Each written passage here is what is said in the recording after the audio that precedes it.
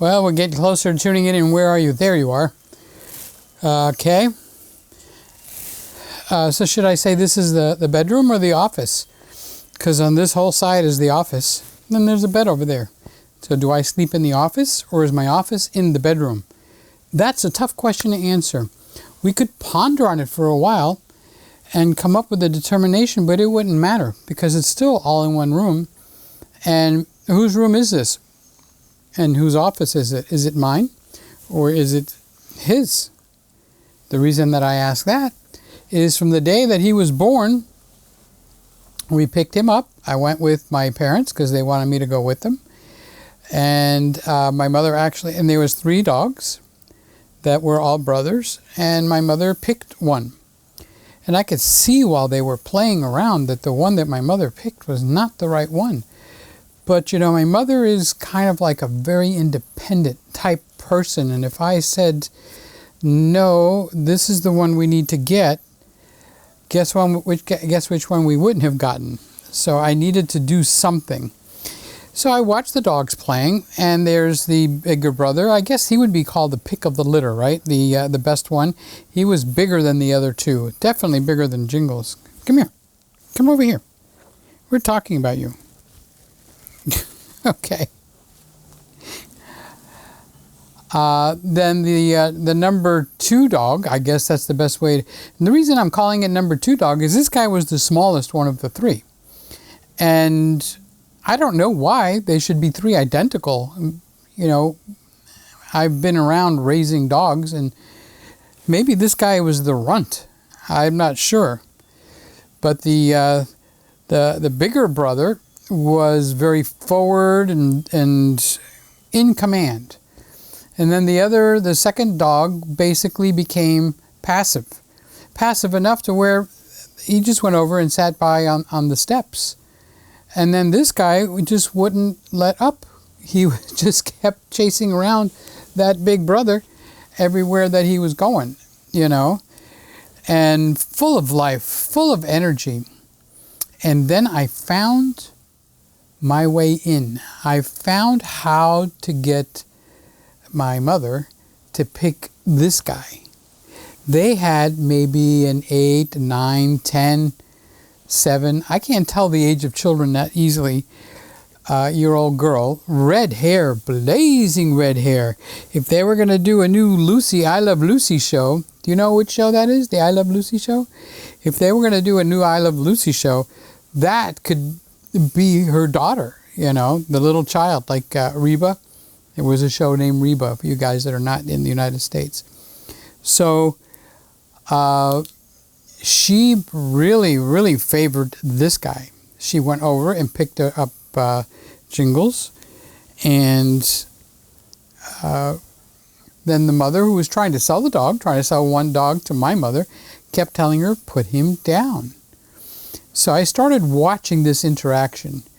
And every time this guy would get near, the little girl felt obligated to pick him up and cuddle him, you know.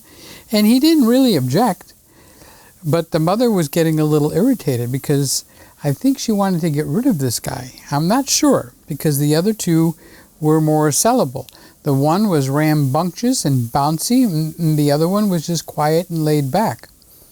So the quiet and laid back one was the one that my mom picked out, and I didn't want that dog. It looked like, it wasn't just a quiet and laid back dog. It looked like it was drugged, okay? Now that's a mean thing to say, because, you know, this guy, though, was in there with them, and they also had 2 or possibly 3 Rottweilers, okay? Now, he has always had a hard time eating. Now, when I say a hard time, I don't mean swallowing his food. It's if he's eating, if you even start going towards him, he shies away from the plate.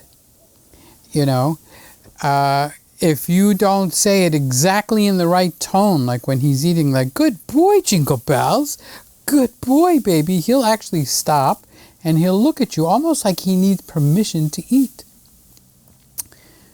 So I saw the little girl, I called her Carrot Top. I don't know what her name is. And she had a lot of freckles. The cutest little kid. if I could have bought anything, now this sounds bad, but I just mean it in the nicest way possible, I would have bought that girl. She was adorable, you know. So I saw that the girl liked this guy, and I'm going like, oh, my mother, I take after my mother. My mother loves children, and I love children. So I said, I don't know. Which one do you think? I knew her name at the time. I don't know it now. I went to the Carrot Top girl. I said, which one do you think is the one that we should get? And before she answered, I said, don't look at your mother. Don't look at your mother. I said, which dog of these 3 dogs do you think is your favorite dog? And she was holding Jingles, and she said, this one.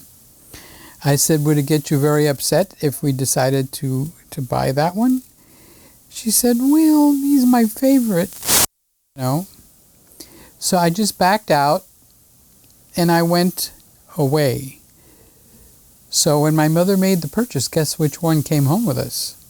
It was this guy. It was a Jingle Bells. And then when he came home, you know, there's 4 boys, big men, all right? And this guy, I don't think he was bigger than my hand, okay? I can pick him up with one hand. That's how small he was. And he looked fluffy because his hair is always fluffy. But when you picked him up, if you put too much upward pressure, you'd pick him up like, whoa, you know, he was that light. So my mother became suddenly very concerned that we were going to step on him and break his back or kill him. So it was November, because we brought him home November 1st or November 2nd.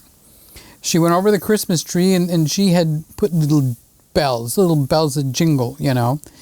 And so she took one of the bells off the tree and tied a red ribbon and put it around his neck. Well, you know darn well that is something we were going to tease the dog about, and my mother, relentlessly all the way through Thanksgiving, and we started calling him Jingles because he didn't walk like bop, bop, bop, bop, bop from point A to point B. He would pounce from here to there. So everybody started calling him Jingles. So my mother said, no, I want to call him Cognac. His name is Cognac, because many years ago we had a poodle, and her poodle's name was Cognac. So she named him Cognac. So she started calling him Cognac. But we kept on calling him Jingles. And then little by little it became Jingle Bells. And that was my mother's dog. And when my mother passed away, the dog took to me like glue. As a matter of fact, while she was in the last few days of her life, she said, that dog is really yours. You know, he really loves you. And, you know, I knew my mother was sick, so I would have, you know, battled with her. And yeah, he loves me more than he loves you. But when she wasn't feeling good, I wasn't going to do that. You know, I was going to be kind. So, but when she did pass away, this guy stuck to me, started sleeping with me, wasn't allowed in the beds, wasn't allowed on the chairs, wasn't allowed on the couches.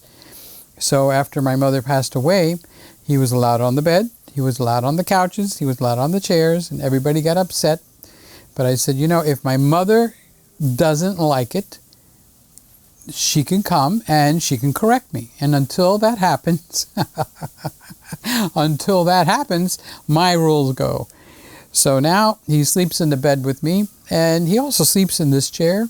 He'll sleep in another chair, which you can't really see, which is right under the window, which he loves to look out this window. Speaking of the window, it's a beautiful day in South Florida today. It's about 72 degrees. It's nice and cool, brisk. The sun is shining nice and bright. And it's not the time to have the air conditioners on, so I've got the window open.